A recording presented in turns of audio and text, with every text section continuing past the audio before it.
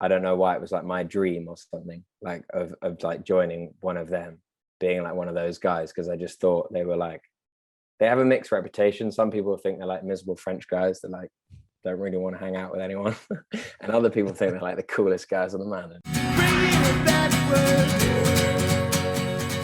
This podcast is about you and your journey in music. Wow, what an honor. Thank you. No, thank you, man, for being here. I did read you have quite the story. You were a skier, broke your back. I mean, I have. We'll talk, obviously. But first off, where were you born and raised? Born and raised in London. Okay. And then I kind of moved out to the country, like around Oxfordshire area, where I started doing music. And then I lived in France for a bit, hopped around to Russia, Cuba, and now I'm living in Amsterdam. So I kind of, wow, I feel like you're very well traveled. I love it. I like meeting new people. I like languages. I don't know. There's something. Cool. Yeah, you always learn something new when you go somewhere different. Wow, you lived in Cuba. Yeah, it's so fun. What was that like? Amazing. One of my friends never left. We went there basically to travel. We stayed there for a few months. We set up in Havana, and then we went around the country on motorbikes. And yeah, one of our friends never left. He's called Henrik. He still lives there. Now they now call him Enrique, and he just Enrique, wow. And he's now just living the Cuban life, man. That's crazy. Yeah, so mad. I don't know a whole lot about Cuba. I just know that here in the States, like it was a nightmare to try to even get there. Like you had to fly to a different country to try to fly in. Like I don't even know, man. It was. Have you ever been? Have you ever been? No, dude. I'm so untraveled. I'm like the worst. I really need to. There was big plans, and then COVID happened. So hopefully, we got my family and I got the passports. We're like all amped and ready to do some things, and then it was just like it shut all down. But yeah, dude. I used to live like about 15 minutes from Mexico, so we'd go down to Mexico quite a bit. Yeah, I would love to go there. You've never been to Mexico? No, I would love to. Man. I mean, we were like on border town. We were going to Tijuana and stuff, but it wasn't like beautiful like down south in Mexico. But it was a lot of fun. Cool. Beaches were cool. A friend of mine moved down there, and he still lives there. I mean, you can get cheap rent, live right on the beach. Like it sounds like a dream.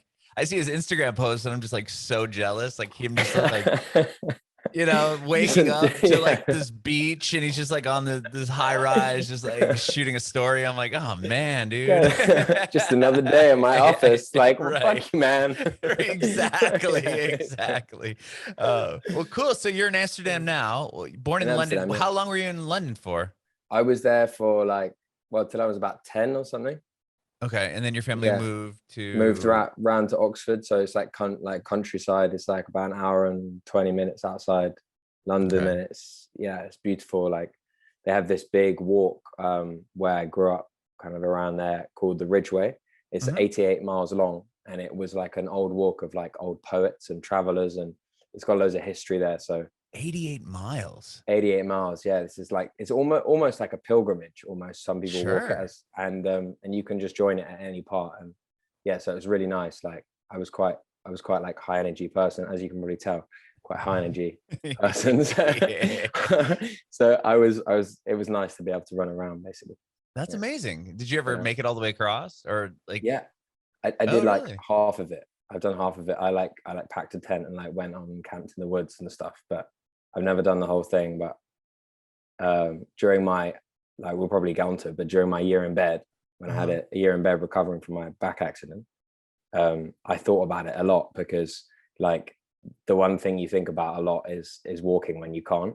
When you're sitting around, you're like, where am I going to walk to? And I was thinking about, like, in my head, like, oh, this kind of, I'm going to make this pilgrimage, when I'm better and stuff. And that kind of, I think that had a big part to my recovery, just having those kind of visualizations of positive things. For sure. And if you do this walk, I know we're kind of going on a tangent here, but I'm just very curious. And you pack like a tent, is there enough people doing this that there's like kind of rest, like milestone spots along the way where you're like, okay, if I walk like another 6 miles, I'm gonna be able to get to like this rest stop? Like, is that a thing, or is it just no, you just figure it out? Yeah, there's definitely points. There's mainly pubs. So there's just pubs. Oh, okay. So where you're kind of around civilization. You're not just like in the middle of nowhere walking. Yeah, you can camp. I mean, they're like, you go off the routes and they're like little pubs, but you can camp in the woods anywhere. And I think, yeah, sometimes you see like long period, like loads of people kind of doing it in big groups, kind of like an English version of the Santiago de Compostela, you know, that you Oh, kind of cool. walk for, yeah. So that's That's something awesome. also I would love to do that as well. I That is think really rad. walking is such a great way to, I don't know, just figure things out. You just, Sure. I mean, yeah, especially if you're in a new place, just kind of yeah, exploring on foot. so nice. That is really rad. So you're in Oxford, and when did you get into music? Well, I always like flirted with it. Mm-hmm. And when I started my first band when I was 10, Okay. when I just moved out of London, as the drummer and singer. The band Oh, was called, cool. yeah, the band was called Jester. And Jester.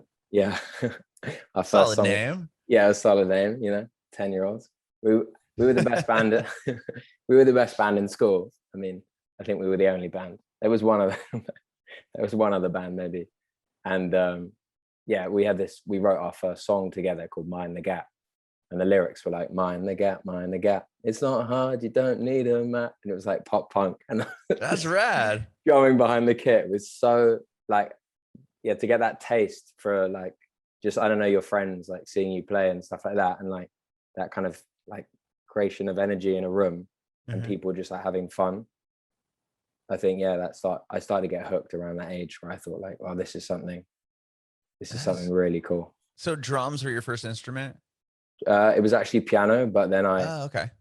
when I was about 7, I started learning. I kind of did the whole route of, your parents say like you should learn an instrument because it's a good thing to do. So my dad's like, you should learn piano. So I took up piano lessons, and then I learned a Beatles song. And Oh, which one? it was Let It Be. Oh, And that's a good one, yeah, obviously. and I played Let It Be to my piano teacher, and she was like, why are you not doing your scales? Like, and I was like, fuck this, man, this is bullshit. But I know how to play Let It Be. So Yeah, shut your exactly. mouth. This is way cooler. So I gave up, and like in protest, I started a punk group and joined it, and yeah, started learning the drums instead, and then came back to piano later. Oh, you did go back to piano. Yeah, because you can't write. You can create beats on a drum kit, but you can't write melody. Of course, sure. So, like, I'm curious, with being the drummer and singer of the band, how did you set it up? Were you like still in the back, or were you putting yourself in the forefront, or did you kind of set it up? Oh, you were. Because like, yeah, I'm trying to think, like Death from Above, their drummer is the singer, but he kind of goes to the side, and then the bass players they're kind of like balanced, but you're in the back, and then the other guys in the front just in the front. rocked. It was a bit like, the band called the band. The band. Yeah. And they have one of the guys sings from behind the kit. Mm-hmm. And then they kind of all take turns to sing bits. So we kind of had a little bit of that. Like I was generally lead, but then we'd have moments. So So there were other guys doing backups or parts of exactly, songs. Yeah. Cool. How long were you guys a band for? Well, like a couple of years or something. And then we all split off ways. And it was weird actually. We all split off ways, started other groups, and then that was the first incarnation of Waiting for Smith, was with those same guys minus the original bass player. Interesting. And were you in high school at this point still? No, we just left school. Okay, so you were at university or something? Yeah, like around that age. We kind of, most of us, well, one of us went to university. The rest of us just kind of went to University of Life. Just okay, there you go. Finding our way through. And were you still in Oxford at this point? I was back in Oxford. I just I was kind of in between doing seasons as a ski instructor, working in the French Alps. Okay. So you were, how far was that? Wow. That's it's in France. So it was like from Oxford, it's like a 16-hour drive or something. Wow. Which is quite, so you would spend the winters up there? Yeah, so winters there, and then I come back and do music in the summer. And I started a duo where it was just like I'd play piano and sing, and my friend Danny, who was the original guitarist in the punk group, would play like acoustic guitar, and we played like a kind of duo thing and like do harmonies. Oh, cool. And did he move up to France with you? No, he was in. So we'd only do it in the summers. So that's why Oh. it never became that. It never became serious. We always just did the circuit, and then I think when I had my accident, like 23 or something, 24, then I was like, right, I want to do this. I want to take this seriously. And the minute I could kind of get out of bed again, I started rehearsing, and the guys kind of came around to my house. Oh my gosh. Yeah, I want to get into that in a second here. I'm just how did you like how, if you're a ski instructor, you obviously were good. So how often were you going up there prior to landing a gig as, a teacher up there? Were you skiing obviously every winter like for your whole life, or like how'd you get into like that part of your life? Yeah, I don't yeah, it was weird. It was around the same time I got into music, like joined a band as well. I started yeah, I don't know, you just go on holiday and stuff. And we would go for like 1 week a year. And then one of the instructors, like one of the French instructors said, oh, you got quite a good natural talent for this. And I was quite sporty. I was doing a lot of like national running and athletics and stuff. Okay. And so he was like, hey, maybe you should enter some competitions. And so I started entering some like amateur competitions, and won like, amateur prizes of like people that like haven't trained much and stuff. And Wow. then I thought like, oh, maybe this is something I want to do. And so yeah, around the same age that I started the band, like 10, I thought like maybe I would maybe move instead to the mountains and like join like a club and stuff. So you join a club, and like anything, you like train, and and then you try and make your local team or your national team and stuff. But I loved it, but I didn't like it as much as like hanging out with my friends and playing music and doing that. And it was so intense, like age 11 or something, like standing at the top of a starter gate, freezing cold temperatures in like spandex, like just shaking. You're like, I don't know if I want to start doing this. Like, this is fucking scary. Like, yeah, I'm sure you're going down like with a black diamond. Yeah, exactly. Slopes and all that. What was it like? Speed skiing, or were you doing like like jumping off and doing flips and all that? No speed stuff. It was a bit of super G and a bit of GS and slalom. So super G is like the one for like the juniors. It's like before you get into doing downhill.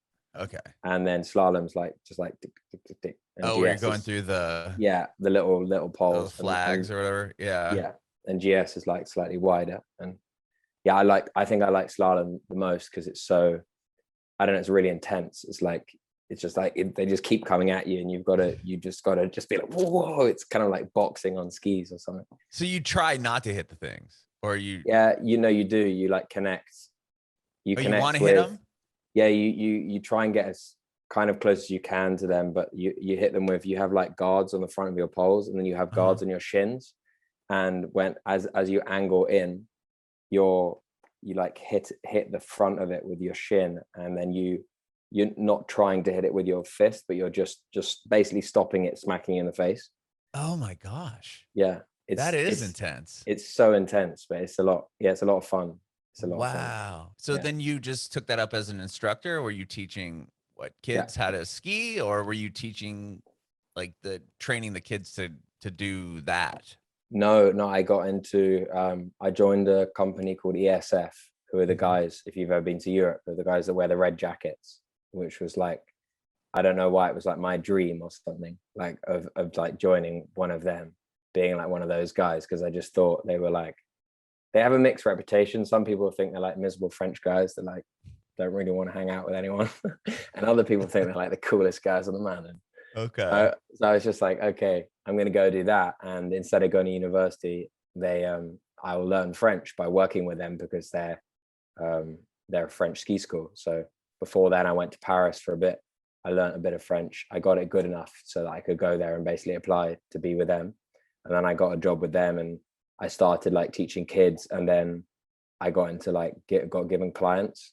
And then because I was okay with languages, they sent me, this does sound a bit mad, but they sent me to Russia for 2 months to learn Russian. So yeah, it was so fun. So it was basically, that was my university. That was my way of learning. And so then I got lots of Russian clients, and then it was really strange. It was like the first year I was like teaching kids, like, you know, with goggles, like over their face, like with their helmets up here, being like, they're all over the place. And then within 3 years, I was taking Russian clients, like in helicopters, and like eating nice lunches and like nice restaurants. And it was just, it was so strange. And I think that's part of the reason I was like, this is cool, but this is not the reason I got into it. You know, I got into it to really to ski and to be on the mountain and stuff. And then suddenly I found myself like being like a personal shopping assistant. And I was like, oh, for like rich people, yeah, like that wanted to ski, and yeah, like, and I oh, was can like, you go buy me some skis and yeah, that kind of thing. Like, do you think I look good in this fur coat? I'm like, well, I'm not a stylist, but I think you look damn good. Yeah. So that's hilarious. Yeah, Okay. so I kind of, yeah, so then after that, I was kind of looking for a way out, and then I broke my back in this off-piste thing. And do then you mind talking about that a little bit? Like, how did that happen? I basically, quite ironically, I was doing an avalanche safety exam. And so it's like an exam you take to try and learn more about how the snow works, so you can take people off piste. And yeah, I was doing the safety exam, and I was going down the hill with a bunch of other instructors, and I just hit this mogul, and which is like a lump in the snow. And I just went off it, and for some reason my skis, as they came down, they just landed in the snow, and I just like, I hit and got catapulted, and before I knew it, I was just like way up in the air, and then I just came down like a penguin, and like straight on my neck. And as I like went down, I heard it just go like, oh, I was like, my God, I was like, oh fuck. And I just knew, like, I knew immediately as I like fell like onto my back again, I was like, okay, I broke my back. Shit. like there wasn't like a moment where I was like, maybe I haven't. But I did think like, should I try and get up? And I remember like trying to lift myself a little bit, and then I was getting these like shooting pains from the top of my neck all the way down into my feet. Yeah. And I was like, fuck, okay. And we done like basic first aid, and I'm thinking, okay, I broke my back, right? I got to stay still. And I'm looking around, I'm trying to think like, okay, shit, I'm kind of, because I was the last one in the queue. And luckily my friend, I thought I was the last one, but luckily my friend Fred was behind me, and he saw me. He thought I had fallen over, like just had a wipeout. So he thought it was hilarious. And because we're all ski instructors, we all can ski all right. Right. When someone falls over, you're like, you idiot. You're right, of course. Yeah. So he came up to me and did this thing where like, what you call like snow blow, where you like, shoot all the snow. Like yeah. That.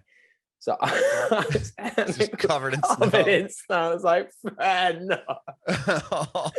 And then I managed to like move it out, and I was like, I shouted through, and I was like, Fred, I've broken my back. And he was like, oh shit. And he just like, his whole attitude changed, and suddenly like went into like recovery mode.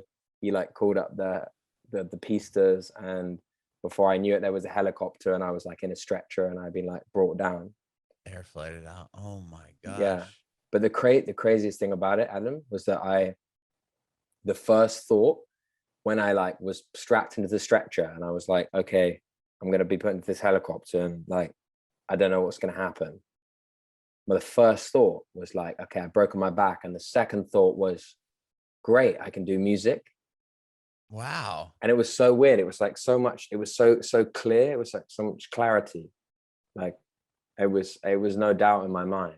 It was like, okay, this is probably meant to happen for a reason. And so I think right from the outset, I saw it quite as a positive thing. I always had that in mind. I was like, okay, I'll come out the other side of this, and this is probably happening for a reason. And that really helped me recover, like in a good way, rather than like being like, no. Right. Yeah. Like my life is over. Yeah, exactly. Like, what am I going to do now? Like, exactly. Oh, wow. Oh my gosh. What did you end up? I've had 4 surgeries on my neck. I have. Really? Whoa. Yeah.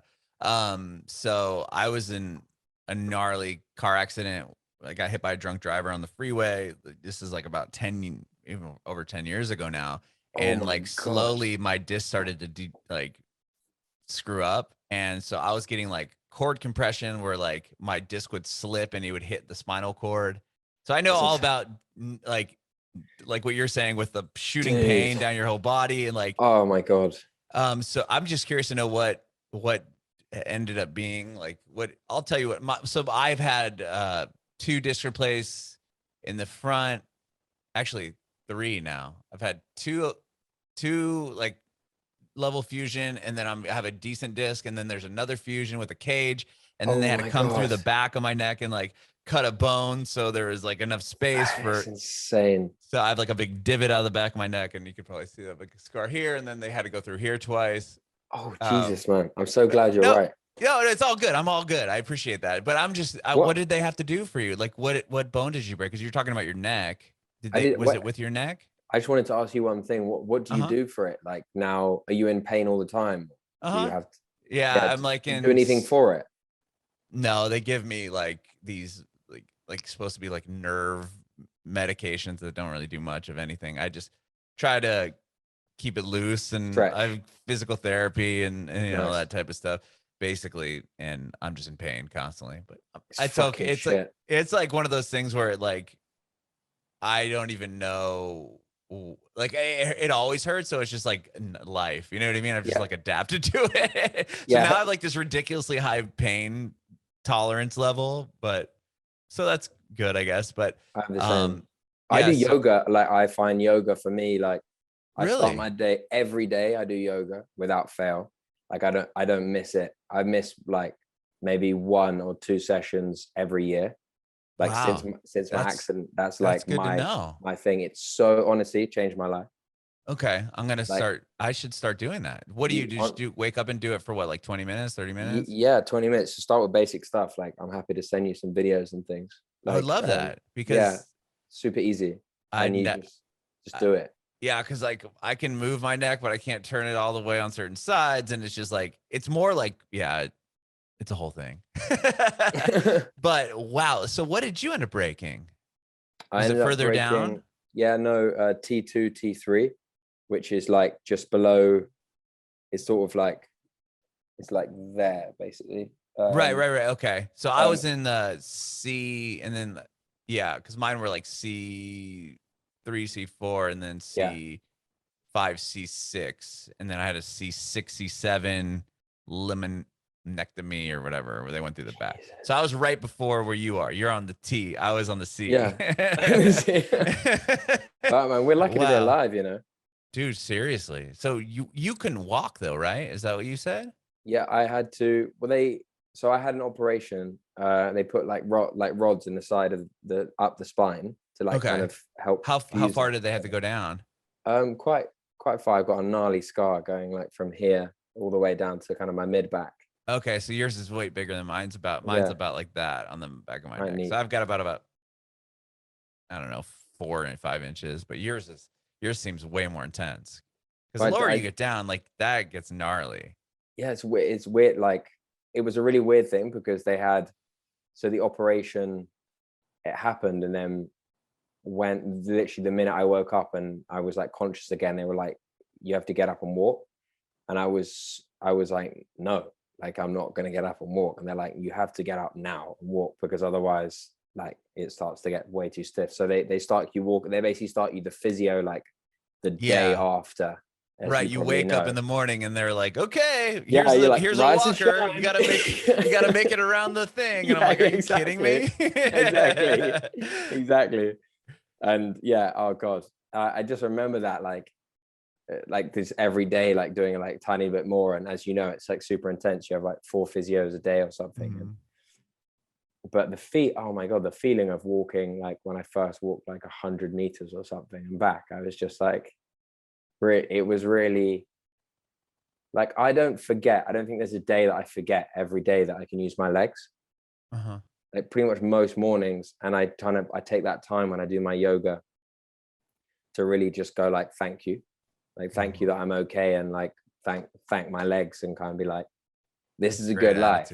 Yeah, let's do this. Let's make something of this, you know. I really like that. That's a really good attitude to have. And so you were able to walk like kind of, I mean, it sounds like you're able to get up a little. I mean, obviously, I know you are bedridden. You cannot move. That's what it for is. months, but at least you were able to like kind of move your feet in the sense, like you can move your toes and everything else. Okay, yeah, no. So I knew I was going to be fine then. I didn't know before the op, but after they were like, you're going to be fine and everything. It was weird actually. Before I went into the op, the weirdest thing happened. It was a French operation, like it was in Grenoble, and the guy, my surgeon, had recently operated on Michael Schumacher. By complete coincidence, I don't know, he was the guy for the job or something. Anyway, this guy literally, good thing to know, right? Yeah, it was a good. Well, I thought it was a good thing to know, but then, like, obviously, Michael Schumacher's not in a great state. So that's a good point. Yeah, so I was thinking, because like he'd been like in the resort recently, and everyone had known about his accident, so it was like people were known that he wasn't in a good way, and the thing he said, the doctor said before I went into the operation, before literally I went out, the lights went out, was like, "T'inquiète pas, j'étais avec Michael Schumacher," or whatever. I was like, I was the surgeon with him, and I was like, "What?" And he's like, pushes a plunger and you're out. I just remember like the first thing I was thinking of, like, I'm gonna die. And then I was just like, the lights went out, and then I was just like, fuck. And yeah, so I kind of come to the theory that, like, in some ways, like, life might be some ginormous practical joke that we just don't know what the punchline is yet.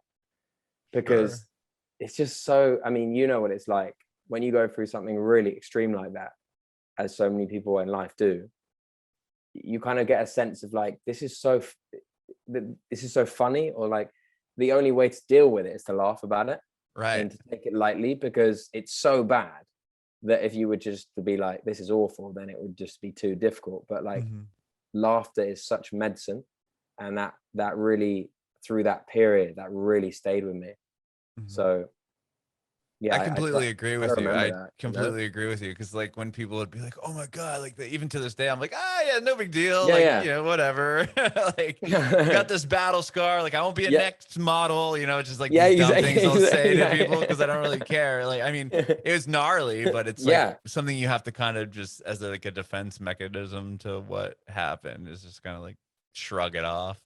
But oh my gosh, so when you're in, you said, when it happened, there was like a moment of clarity where you're like, okay, now I know I want to be a musician, or I'm going to pursue music. So are you like, when you're better, are you like, right? Like how does the music kind of tie back into what happened? Like, when are you like consciously able to start working on your music again? Kind of straight away, I guess. When I started thinking, I started journaling, which I would recommend to anyone. Like, if you're trying to figure out anything, I've always found writing about it without thinking about what you're writing about is so helpful. So like, take a pen, paper, or just type it, whatever comes into your mind, like whatever you're thinking about today, even if it's, I don't know, what have I got to do today? Or if you write for like enough time, like an hour or something, you'll start to discover things about how your mind works. And so I did that for 6 weeks.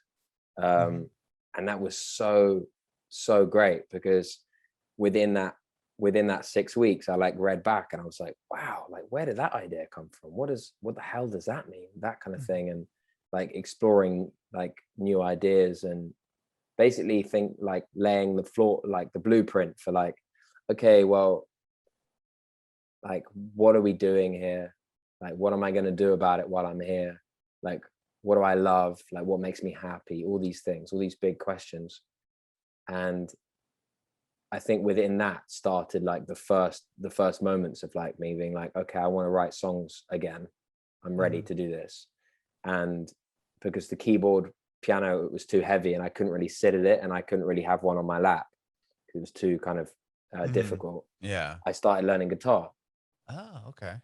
So I got guitar lessons. A guy called Darren, a local guy called Darren, who literally dresses in double denim with like a denim waistcoat.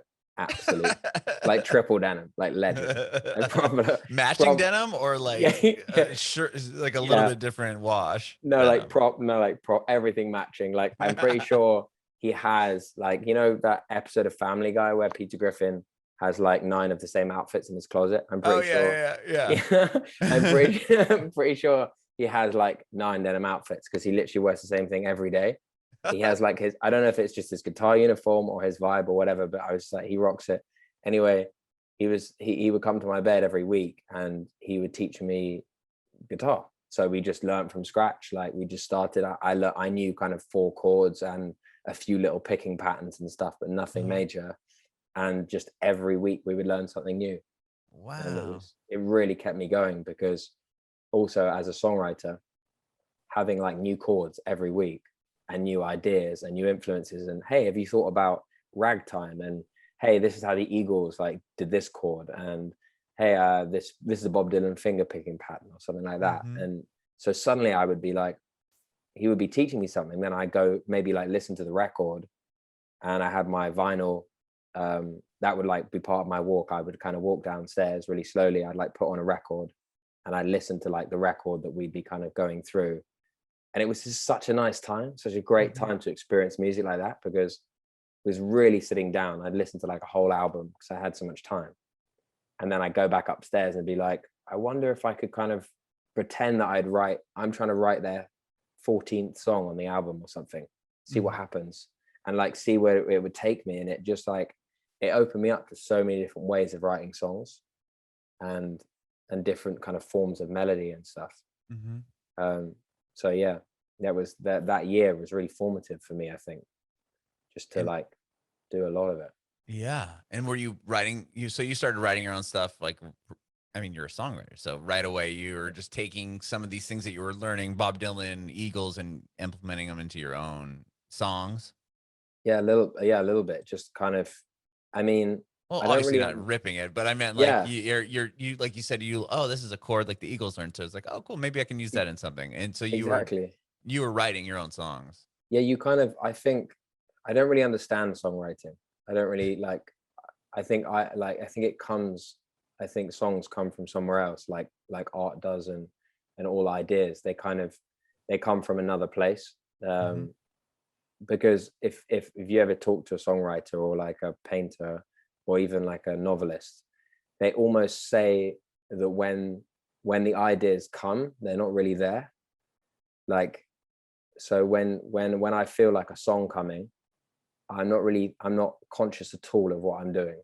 I'm literally just, I'll sit at my instrument, my guitar or keyboard, and I just whatever, close my eyes or not, and I think about something that's been on my mind, and sometimes the thing will come whole, like almost in one take, like I've played someone else's song 3 minutes, lyrics and melody together, and suddenly I'm sitting there like, well, I know I was there for that, but I don't know if I can take full credit for it, because I literally don't understand how that happened.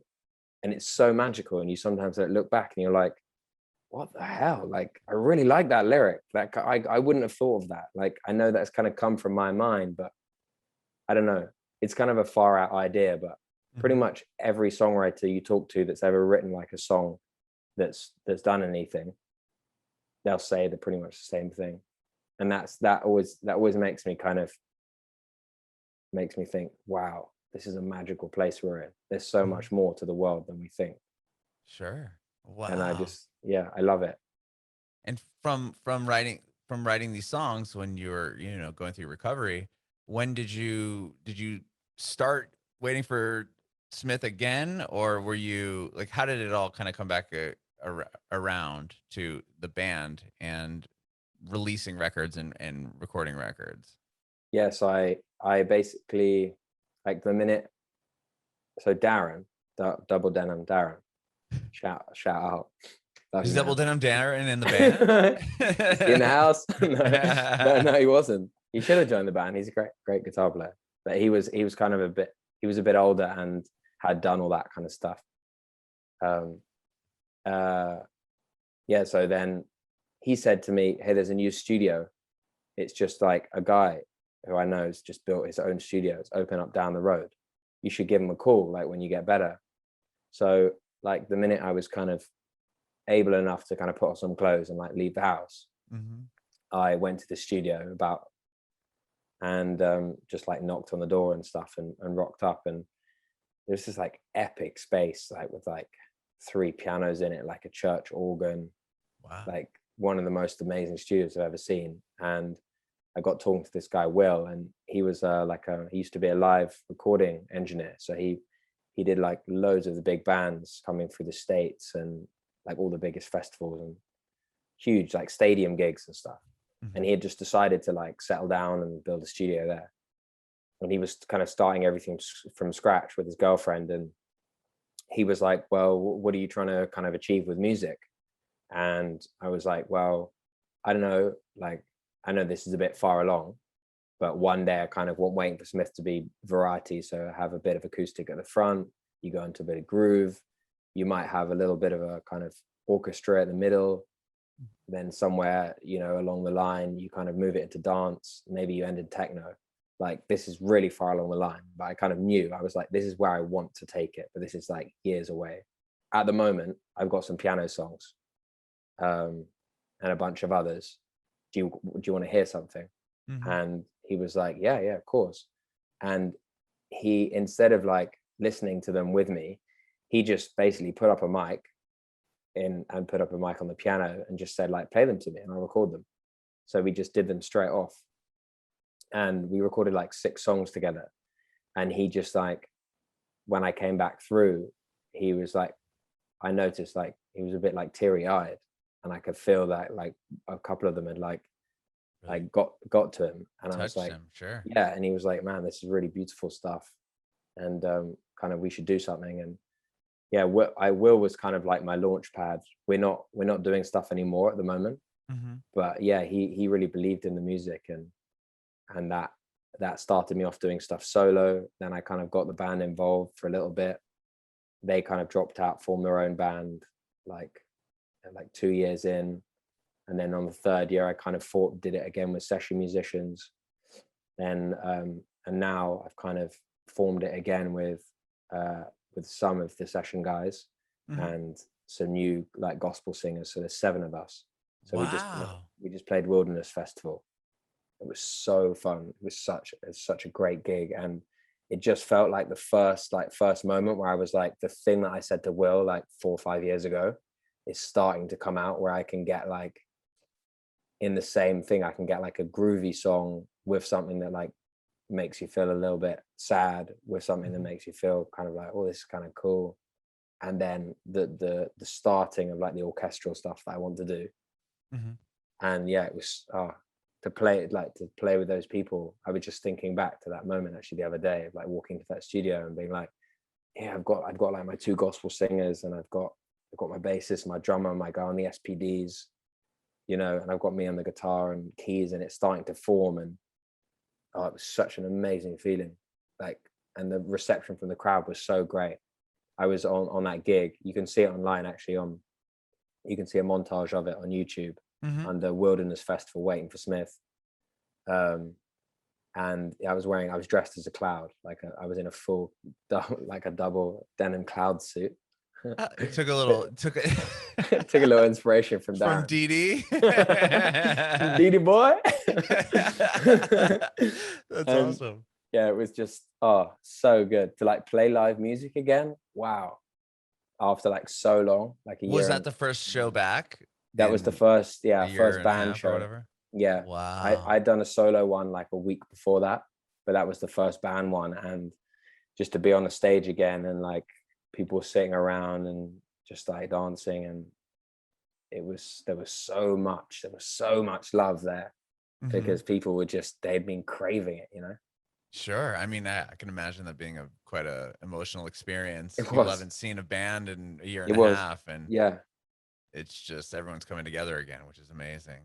You released Hopelessness of Love this year? Yeah, it was when was it? Like the lead single like a couple of months ago, and then we just dropped the music video for it. Oh, very cool. And yeah, so with that, like when COVID happened, how did that, kind of affect you? Like, obviously you're stuck inside, but like, where were you at with the band or music when that happened? I was actually just about to, I'd just been booked into do loads of festivals, and I was about to make a trip out to LA. Oh, Um, wow. on like a first, like I was thinking about taking the band with me on my first few major gigs with the band, and then yeah, it just all went on pause. So I basically, for the last year and a half, I went solo again, Hmm. which was really great in a completely different way. Like, although I didn't have that range of sound, in some way now I found the sound that I really want and I was missing. Because when you go solo and you like play all your songs alone, you have to like hold the room completely alone, and then once the band comes back, you can just do that better. Sure. So it was a really, I think actually for me it was, I'm very grateful for the time, because it just Hmm. allowed me to be like, okay, like again, like redefine what I want from it and play a lot. I played like a load of online festivals. I did a couple of Instagram lives a week. So I was just playing all the time and writing a lot. And I started to like have deals in totally new places, like in India, and Wow. got on MTV Germany, and just really random opportunities. I was like, what the hell? Like, how's this happening? Like, there's a guy in Bangladesh being like, I heard your song on Radio 1. Like, this is so cool, man. Thank you. It makes me feel so happy. I'm like, yes, this is That is so so great. rad. That is Yeah, it so was. rad. I feel blessed actually. I feel to have done some of those things. I know for a lot of people it hasn't been easy. Uh-huh. Obviously, there's been some down moments, but Sure. generally, I would say it's been very, uh, very good for me. That's great. And Yeah. this record, this EP, was this recorded over the course of the past year and a half, or was it something you had finished? Yeah, I did. We kind of started at the beginning of this year, Okay. um, but it came about quite quickly. We did Hopelessness of Love first, and then the rest of them just like fell into place. And me and Jan, the producer and co-writer, he's based in Amsterdam, and yeah, I don't know, you meet some people and you just kind of get along with them super quick. He just Hmm. felt like a brother to me kind of really quickly, and he's a bit older and he's been in bands before, and um, with varying levels of different successes. And yeah, we just had these great conversations. Like, he's a real interesting mix of, so he's actually German, but he's got the sense of humor of a British person, and he's half French, but he lives in Holland. So he's like this mix of just cultures. And so we kind of really got on in that way. And Hmm. we just like start the day with like a French croissant from like the finest bakery in town, and like have like a coffee, cup of tea, and then we just have like a conversation for like a couple of hours. And then we'd sit down and be like, cool, let's turn that conversation into a song. Hmm. And a lot of the conversations were about, I guess, the last year and a half and how it's affected people's relationships, Hmm. and kind of the relationship to yourself and the relationship to others.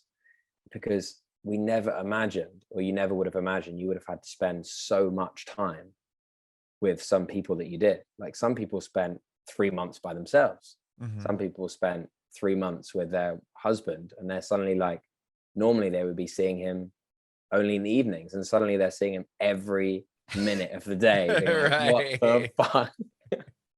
And so yeah, we just kind of laughed about it, and then we thought like, well, okay, what does this mean to us and stuff. And so yeah, all the songs, every song on the EP, um is kind of, it was based on like the five senses, like sound, sight, smell, taste, touch. Oh, okay. And it is the basic idea, the inspiration behind it. And then instead of being the five senses, they're the five tools of communication. So there was like words, there was touch, music. So, and each song was meant to represent a different form of communication. And so the artwork, if you look at the artwork on each single cover, it has like something to do with that, and like a different color and stuff. But then the songs are mainly just about kind of, love. It's just, relationships, and how you love yourself more, and how to get the best out of others. And That is awesome. yeah, Yeah, sorry, I was looking yeah, at the yeah, album covers now. Very yeah, cool. They're all up on Spotify. yeah. That's awesome. So obviously the record's out. You got to play that festival. Do you have anything else lined up for the next, Got future, that. Yeah. future plans? The next big thing is I'm trying to get a US visa Oh, because I've got my first support tour supporting a Hawaiian like loop pedal beat artist called Kawai. So it's really exciting. It's basically 30 dates wow. through along we have mainly West Coast, and then I go into Europe, so some in Germany and then some in Holland, hopefully into Ireland, and then back home to the UK. Well, back home where I'm from. Yeah. But then I'd have to come back to Amsterdam again. But Wow. yeah, so that's really exciting. So that's the next major thing. Trying to Have get a you visa. played the US before? Yeah, I've done a couple of shows there, small ones. I did some in I did like a mini tour, like just they were like tiny gigs. I did some in Hollywood, did one in LA, one in Napa Valley, which was great. They're really small shows and stuff with like other bands, and one was like with like a brand. But it was great fun. But this should be really different because it's like something I've never done before, which is like really consistent dates, like playing a show like every night or every other night for 30 or like nearly 40 nights. Sure. Just Wow. so excited about that. That'll be huge. You said it's mainly West Coast. My family and I just moved to Nashville from San Diego, so we Oh, would have. nice. Yeah. Nashville's probably a bit east of where Yeah. you are touring. Are you coming this way? I'll let you know. I need to look down the dates again. I think there might be. I definitely know I'm pretty sure I'm taking a meeting at some point in Nashville. So I need to Oh, check. well, I need to check the dates. So yeah, yeah. if you're in Well, town, we'll grab a beer. yeah, I was gonna say, well, let's link up for Yeah. sure. That'll be awesome. Cool. Well, that's exciting, man. Well, congratulations on the success of the record too, and I appreciate you Thank you. talking with me for the past, hour or so. Absolute pleasure, dude. Yeah, This it's has been been so fun. yeah, it has. I have one more question for you. I Go want to for it. know if you have any advice for aspiring artists. Yeah, it's a good question. I think I would say, yeah, if you're just starting out, I would say now that there is opportunity to, I would get out as much as you can. Try and meet people. Try, and if you don't want to meet them in person, then call them, find people in music and doing music. I found that when I first started, one of the greatest things was just to meet as many people as possible, because you kind of never know when the next opportunity is going to come. So I found that was really, really helpful. Like, just the dots start to connect, even if it's like 2 or 3 years down the line. Suddenly you'll be like, oh, whoa, we had that beer like 2 years ago at the club, and that's like, oh, and you have a label here who helps with this, and that's really helped me. And then I would think, like, after that, just, I guess, figure out what it is that you uniquely can do, and that you want to say, and that what you want your music to do, for yourself and others.